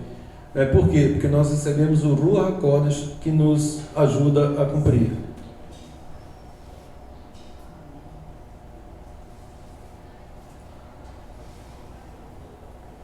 E aí, queridos, no capítulo 20, então 19, o Eterno aqui... 19:5, a questão da condicionante. Agora, pois, se diligentemente, é um qualificativo, mais uma vez, ouvirdes a minha voz e guardardes a minha aliança. Gente, causa e consequência. Se vocês diligentemente ouvirdes a minha voz e guardardes a minha aliança, então sereis a minha propriedade peculiar dentre todos os povos. E aí vem no verso 6, vós me sereis reino de sacerdotes e nação santa, exatamente o que Pedro fala lá em 1 Pedro, capítulo 2, verso 9, mas vós sois a geração eleita, sacerdócio real, nação santa, o povo adquirido, para que anuncieis as virtudes daquele que vos chamou das trevas para a sua maravilhosa luz. Gente, tem gente se apropriando desse texto, falando que eles são nação santa. Olha o que a Torá diz. Olha o que a Torá diz. Vamos lá para a Torá. Se diligentemente ouvides a minha voz e guardardes a minha aliança, aí sim, vocês serão a minha propriedade particular dentre todos os povos. Vocês me serão reino de sacerdote, nação santa. São essas as palavras que falarás a quem? Aos filhos de Israel. 1 Pedro 2,9. Gente, abra lá em 1 Pedro. Vamos lá, só para uma observação aqui muito interessante. Gente, Pedro escreve para quem? Judeu. Para a igreja? Judeu. Para quem Pedro escreve, gente? Está quase certo aí, Gutierrez. Melhor essa resposta sua. Aos eleitos. Eleitos, complementa a sua resposta. Tem mais uma chance. São forasteiros da dispersão. Gente, olha aí. 1 Pedro, capítulo 1, verso 1, gente. Pedro, apóstolo de Yeshua, ou seja, enviado de Yeshua, aos eleitos. Quem são os eleitos? Eleitos que são forasteiros da dispersão. Olha aqui, gente, as 12 tribos. No ponto, Galácia, Capadócia, Ásia, Bitínia, eleitos segundo a presciência de Deus Pai, em santificação do Rua para a obediência. Olha aí. Então, nós estamos em santificação do Ruach HaKodesh para fazermos o que quisermos. Não é? Para a obediência e a aspersão do sangue de Yeshua. Então, queridos, olha aí o verso 3. Bendito o Deus e Pai do nosso Adon Yeshua HaMashiach, que segundo a sua muita misericórdia nos gerou de novo. Para o quê? Uma viva esperança, mediante a ressurreição de Yeshua dentre os mortos, para uma herança incorruptível, sem mácula e imarcessível, reservada nos céus para vós outros, que sois guardados pelo poder de Adonai, mediante a emuná, para a salvação preparada para revelar-se no último dia, no último tempo. Então, queridos, tudo isso, né, e aí vai no 2:9, vós, porém, sois raça eleita, sacerdócio real, nação santa, povo de propriedade exclusiva de Adonai, a fim de proclamar as virtudes daquele que nos chamou das trevas para a sua maravilhosa luz.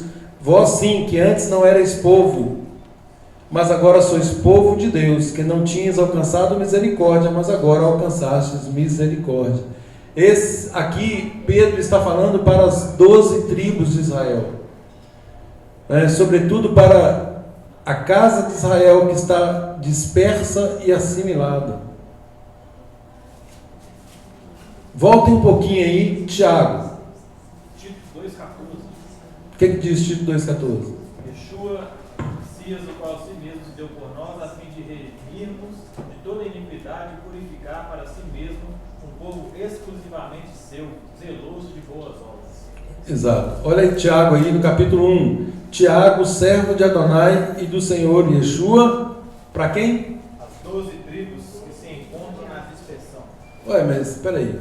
Isso aqui não se aplica à igreja? As 12 tribos, gente. Uma carta direcionada às 12 tribos que se encontram na dispersão. Queridos, a palavra é toda direcionada para Israel. Toda direcionada para Israel. Ah, bom, mas e os gentios? Muito simples. Enxertem-se conforme Romanos 11 em Israel. Romanos 11, Efésios 2. É só enxertar em Israel, vai fazer parte da família de Deus. Aí sim essas instruções passam a ser também para os gentios, né? A partir do enxerto, os gentios não são mais gentios. Efésios 2:10 já começa falando: vós antes éreis gentios, mas agora não, agora vocês não são mais gentios. Ou seja, não tem gentio titulado como povo de Deus. Eu vim senão para os povos perdidos da casa. Ovelhas perdidas da casa de Israel. Exatamente. Agora, gente, vejam o capítulo 2 de Tiago, que faz parte da Haftará de hoje. Tiago foi escrito, gente, só para contextualizar aqui, Tiago foi escrito 40 anos, mais ou menos, depois de Yeshua. 40 anos depois, mais ou menos. E nós sabemos que nessa época, é óbvio que essa carta aqui não... ele está escrevendo isso aqui, mas isso não estava ainda num compêndio, nesse compêndio que nós temos em mãos. Então, olha o que ele diz. Verso 8. Capítulo 2, Tiago: se vós, contudo, observais a lei régia. O que é lei régia, gente? Torá. O que é régia? É do reino. É a lei do reino. Essa é a lei do reino. Olha aqui. Se vós, contudo, observais a lei do reino, segundo a Escritura, amarás o teu próximo como a ti mesmo. Quem falou isso? Quem falou, amarás o teu próximo como a ti mesmo? A Torá, gente, lá em Levítico 19:18. Palavras que Yeshua repetiu, mas é um mandamento da Torá. Então, Tiago está falando da Torá. Vocês observam a lei régia, que é a Torá, é óbvio. E aí, olha o que ele continua dizendo. Se todavia fazeis acepção de pessoas, cometeis pecado, sendo arguídos pela lei como transgressores. Gente, só é arguído pela lei como transgressores quem está cometendo um pecado. Porque pecado é o quê? Transgressão da lei, é óbvio. Então está falando de uma lei que alguém transgride e que, se está transgredindo, está cometendo pecado. Pois qualquer que guarda toda a lei, mas tropeça em um só ponto, torna-se culpado de todos. Porquanto aquele que disse, olha aqui os mandamentos, a lei régia, Não adulterarás, também ordenou, não matarás. Ora, se não adulteras, porém matas, vens a ser transgressor da Torá. Falai de tal maneira e de tal maneira procedei, como aqueles que hão de ser julgados pela lei da liberdade. Lei da liberdade, gente, é exatamente a Torá. Lei da liberdade é o que o Eterno nos aponta como sendo a vontade dele, e pelo livre-arbítrio que ele nos dá, né, ele nos deixa absolutamente livres para escolhermos fazer a vontade dele. Essa é a lei da liberdade. Nós podemos ou não obedecer, e essa que é a liberdade que nós temos. Agora, cada qual vai ser responsabilizado pela sua escolha. Mas é um direito essa escolha. Então, nós seremos julgados por esta lei da liberdade. Agora, olha o verso 13. Porque o juízo é sem misericórdia para com aquele que não usou de misericórdia. A misericórdia triunfa sobre o juízo. Isso aqui, gente, confunde muita gente. Essa questão aqui da misericórdia triunfa sobre o juízo dá a entender para os anômicos, para os antinomistas, de que a misericórdia de Deus ultrapassa o próprio juízo dele. Não é isso que está dizendo aqui. O que está dizendo aqui é que o Eterno, ele é sim misericordioso, e que toda essa misericórdia já está contida nos próprios mandamentos. E muito, muito além disso, o sacrifício de Yeshua, que nos justifica, nada mais é do que a plena misericórdia do Eterno manifestada em nosso favor. Então é por isso que, uma vez recebendo esta misericórdia, para que nós não recebêssemos o juízo direto, porque o que a lei diz? A alma que pecar, esta morrerá. Se nós não morremos, é exatamente por causa, esse seria o juízo. Mas a misericórdia está triunfando sobre o juízo, concedendo-nos mais uma oportunidade. Qual seja, de aceitarmos o sacrifício do Messias para sermos gerados de novo, regenerados, uma nova vida. E aí aquilo que nós explicamos sempre, Yeshua falando do novo nascimento. Aquele que não nascer de novo não pode ver o reino de Deus, não pode entrar no reino.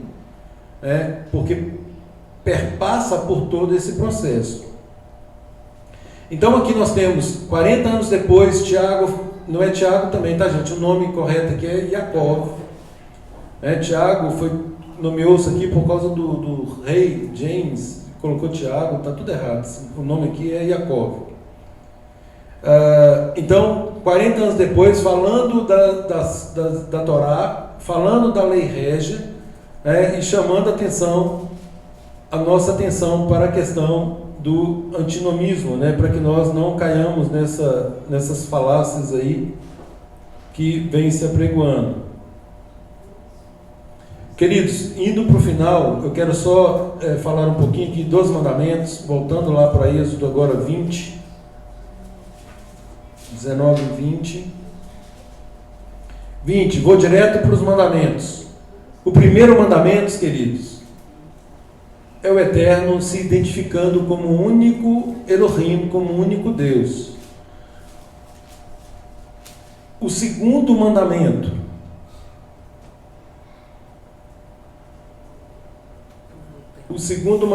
qual é, gente? Não terás outros deuses. Gente, esse não terás outros deuses, o sentido aqui é de que não haverá, não existirá para vocês outros, nada além de mim, nada além de mim. Essa questão de outros deuses, isso é coisa do paganismo, coisa de homens. Então, para vocês que agora compõem o povo santo, não haverá, vocês não vão. E aliás, a Torá proíbe até mencionar os nomes. Então, não haverá para vocês. Ou seja, teve uma pessoa aqui que ficava toda hora falando: eu não gosto que você fique falando Deus, porque Deus remete a um outro nome de um Deus grego e tal. Rapaz, que Deus grego? Quem é esse Deus grego? Não existe outro Deus. Só existe um Deus. Então eu continuo falando Deus, porque só existe um Deus. Ele é único. Deus no sentido de soberano total, de todo poderoso, de criador de todas as coisas. Pois não. Êxodo 23, 13. Do nome de outros deuses nem vos lembrareis, nem se ouça de vossa boca. Então, gente, nós somos proibidos de mencionar nomes de outros deuses. Então, o segundo mandamento, não haverá para vocês. O terceiro mandamento, gente, tem a ver com o nome do Eterno. Dois extremos. Não tomar o nome do Eterno em vão. Não dar mau testemunho. O nosso testemunho, nós podemos enaltecer o nome do Eterno ou podemos estar utilizando o nome do Eterno em vão. A depender do que nós estamos testemunhando aí fora. Então é nesse sentido. E com relação ao testemunho, a ordem é exatamente o contrário do que nos ensinaram. Nós temos que proclamar o nome do Eterno, fazer conhecido o nome do Eterno para todas as pessoas. Só que por um zelo excessivo, acobertou-se o nome do Eterno. E aí nós temos que utilizar os sinônimos, Eterno, Adonai, Elohim, ao invés de falar o nome dele mesmo, que é resultado ali daquela abreviação Yud, Rei, Vav, Rei. Quarto mandamento. Lembra-te do dia de Shabat para o santificar. Gente, é isso mesmo. O Shabat é um dia especial, é o dia que o Eterno destacou para ser especial. Tudo aquilo que foi falado hoje aqui no testemunho sobre o Shabat é a mais absoluta verdade. Nós devemos tomar o Shabat por excelência da semana. E aí eu já contei uma vez, e vou contar de novo, como que funciona a bênção do Shabat. E a Maria Lúcia saiu, eu queria que ela testemunhasse o que eu vou falar. Gente, desde domingo, ou seja, desde o primeiro dia da semana, eu começo a pensar no próximo Shabat. Querida, estou dando testemunho aqui, estou falando assim, Maria Lu saiu, ela pode testemunhar sobre o Shabat, a importância do Shabat. E o que é que nós fazemos lá na nossa casa? Desde o primeiro dia da semana, no domingo, nós já começamos a pensar no próximo Shabat. E aí, se nós saímos, eu, por exemplo, eu vou no supermercado e vejo alguma coisa especial, eu falo assim, vou levar isso aqui para o Shabat. E aí, qual que é a história? Conta-se uma história semelhante, e eu vivo isso na prática, de que alguém muito zeloso, também com relação ao Shabat, ele saiu no domingo e viu lá uma carne especial lá no açougue, lá em Israel, tá, gente? Viu uma carne especial e falou assim, eu vou levar essa carne para o Shabat. Aí chegou lá e falou assim, querido, encontrei uma carne para o Shabat, tal. Aí ele passa na segunda-feira, aí ele foi no mercado e viu uma outra carne mais, com aparência melhor do que aquela primeira, e chegou em casa e falou assim, querida, prepara aquela carne que eu comprei ontem e deixa essa aqui para o Shabat. E aconteceu o mesmo na quarta, o mesmo na quinta, o mesmo na sexta. Ou seja, a bênção do Shabat, ela abençoa toda a semana. Mas quem aproveitou mesmo a semana foi ele, porque ele comeu as melhores carnes da semana. Mas exatamente, essa é a bênção. Essa é a bênção. Quem age para honrar o Shabat, Deus honra também com o que há de melhor nessa terra. E a promessa de Deus para nós é exatamente isso, Se nós ouvirmos o Eterno, se nós nos dispusermos a obedecê-lo, nós comeremos o melhor dessa terra. Então, guardar o Shabat com essa visão, E eu faço isso lá em casa, Eu saio, eu acho alguma coisa querida para o Shabat. Aí quando chega na ceia do Shabat, sem contar que isso acontece conosco, que nós vamos consumindo aquilo, porque eu compro, ela compra também. Então chega no Shabat, a mesa está farta, bonita, destacada dos outros dias da semana. E óbvio, essa alegria, a fartura é o Eterno que nos dá. Então façamos do Shabat um dia especial, e não apenas para nós. A palavra fala, lembra-te do dia de Shabat para o santificar. 6 dias trabalharás e farás toda a tua obra. Mas o 7º dia é o Shabat de Adonai teu Deus. Não farás nenhum trabalho, nem tu, nem teu filho, nem tua filha, nem teu servo, nem a tua serva, nem o teu animal, nem o animal, gente. Olhem a preocupação do Eterno. E aí eu vejo alguns ensinando que a questão do servo, que o funcionário não se enquadra na figura do servo. Como não? Se o Eterno está preocupado até com o animal, né? Como, por exemplo, já vi pessoas orientando que se o funcionário não pratica a mesma instrução, ele poderia trabalhar no Shabat. Para nós, não pode.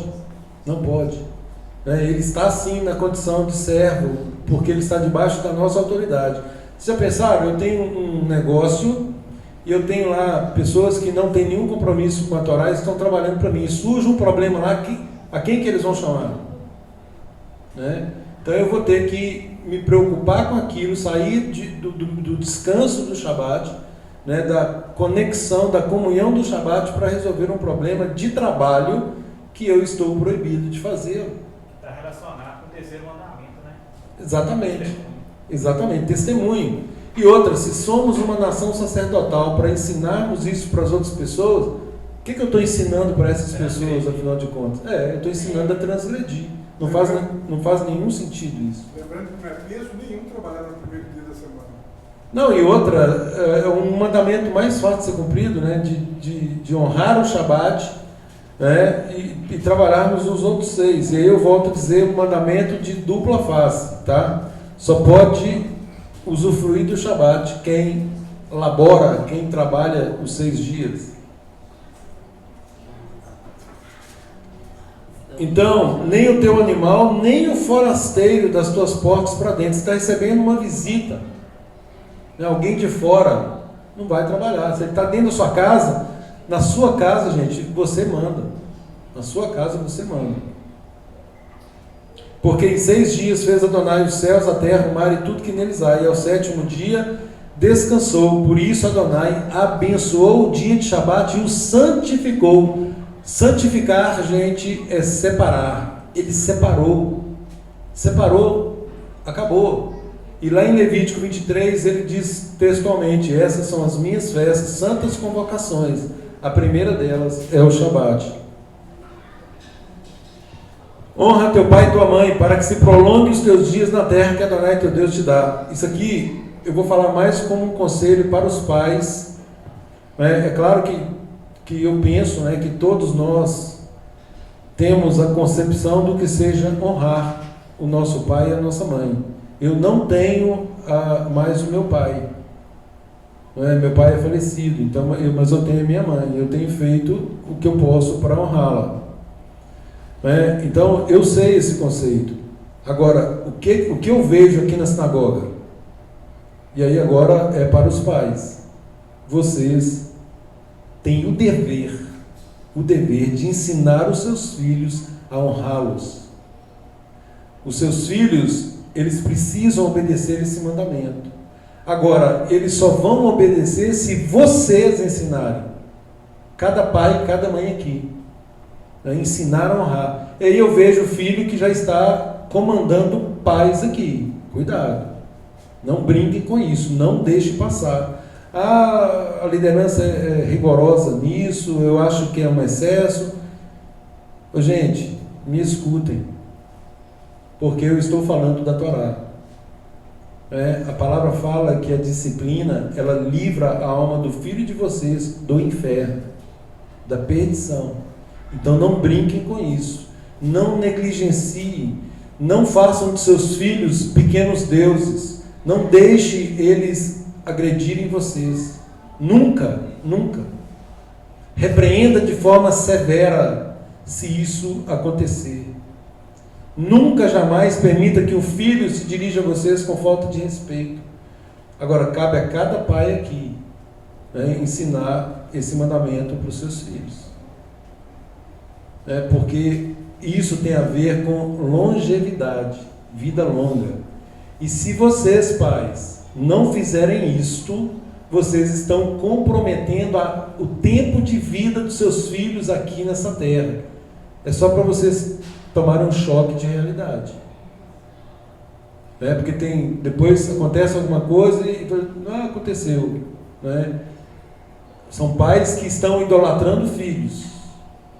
São pais que deixam de forma deliberada. Eu não consigo conceber isso, mas vamos lá, né? De forma deliberada, um filho fazer o que quer.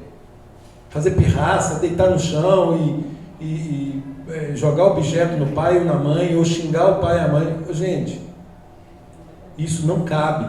Isso não cabe em lugar nenhum. Né? Menos ainda com o povo do Eterno. Então, ensine seus filhos a honrá-los. Né? Porque eles vão aprender com vocês. Não matarás, não assassinarás. O mandamento é autoexplicativo, né, gente? A vida, nós não temos ordem de tirar a vida. Né? Só o Eterno tem esse poder. É claro que tem uma exceção aqui. Se a nossa vida estiver comprometida, entre a nossa vida e a vida de outrem, a legítima defesa aí é nos autorizado, mas seria exceção à regra. Não adulterarás. Não adulterarás. Não adulterarás. Adultério, gente, é imoralidade sexual. Levítico 18. Relação sexual ilícita. Todas as relações sexuais ilícitas, todas elas são elencadas como transgressão da Torá, ou seja, é pecado. Não adulterarás. E aí, cuidado com a exceção que se apregoa distorcendo a palavra de Yeshua, porque Yeshua arremata, não foi assim desde o princípio, o que Deus ajuntou, não separe o homem. Não separe o homem. Então o casamento continua sendo único, indissolúvel. Indissolúvel. E se por algum motivo de insuportabilidade de vida em comum, o casal vier a se separar, isso pode acontecer. Shaul Shalia autoriza isso na Brit Hadashah, mas ele adverte que não se case. Então cuidado também com esse mandamento. E lembrando que para qualquer um estranho à aliança que quer se enxertar em Israel, o primeiro mandamento, um dos primeiros, né, que estão contidos lá em Atos 15, né, não cometer imoralidade sexual. E adultério é uma dessas imoralidades. Não furtarás, não dirás falso testemunho contra o teu próximo, e não cobiçarás a casa do teu próximo e nada do teu próximo. Ou seja, contentemo-nos com aquilo que o Eterno tem nos dado. E mais uma vez, queridos, quem é fiel no pouco, sobre o muito será colocado. Não é? Então, que nós sejamos fiéis. Só mais uma observação aqui que eu queria falar sobre o Monte Sinai, né, que é de onde o Eterno dá os mandamentos. Uma observação é que o Monte Sinai tem a ver, existe uma ligação, eu teria que ter mais tempo para explicar para vocês, mas a aparição do Eterno para Moisés lá na sarça, que é Siné, acrescentou-se uma letra que é o Yud, a palavra Siné, e forma Sinai. Qual que é o valor numérico do Yud? 10, aludindo, fazendo alusão aos 10 mandamentos, né? Mas fala que ao acrescentar esse Yud, o Siné, recebendo aqui do Sinai a Torá, existe aqui um jogo de palavras que se traduz como ódio, ou seja, aquele que recebe a Torá passa a ser odiado por outrem. E é exatamente aqui que entra a palavra de Yeshua, lá em Mateus 10, 34, não penseis que vim trazer paz, eu vim trazer divisão. Então, à medida que recebemos a Torá, todos que estamos nesse trabalho, né, nessa busca da Teshuvá, nós já estamos sentindo isso na pele. Nós seremos odiados por outras pessoas. Também representa a mão, né? A mão de Adonai que deu e a mão do ser humano que está recebendo. Exatamente, com certeza. Então esse ódio, gente, é um ódio já previsto. Hoje a Adriana, quando estava falando, falou, seja bem-vinda, Adriana. É exatamente isso. Quem já passou por perseguições é só a pessoa que se predispõe a cumprir a Torá. Né? Não existe perseguição no mundo liberal que aí está.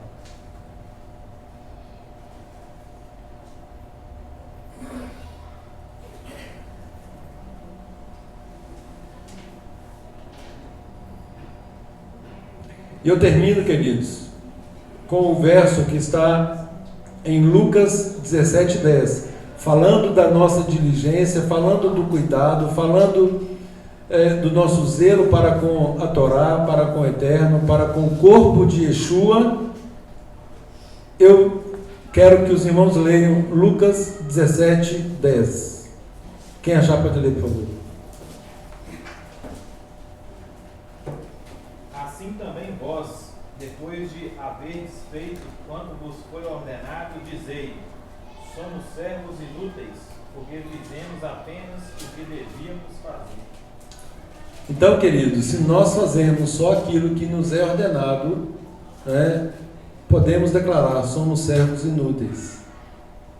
Servos inúteis.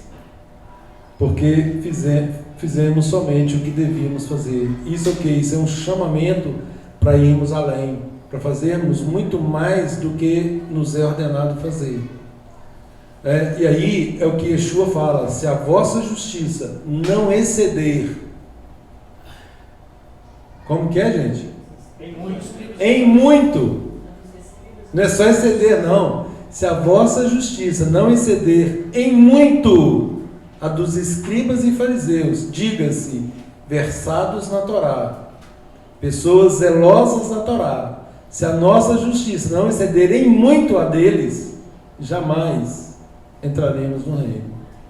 Que o Eterno nos abençoe, nos capacite, nos conceda o Ruach HaKodesh e que nós possamos assumir o nosso papel no reino, sobretudo descobrindo aí a nossa vocação e agindo de forma efetiva para a edificação do corpo do nosso Mashiach Yeshua. Shabbat Shalom a todos.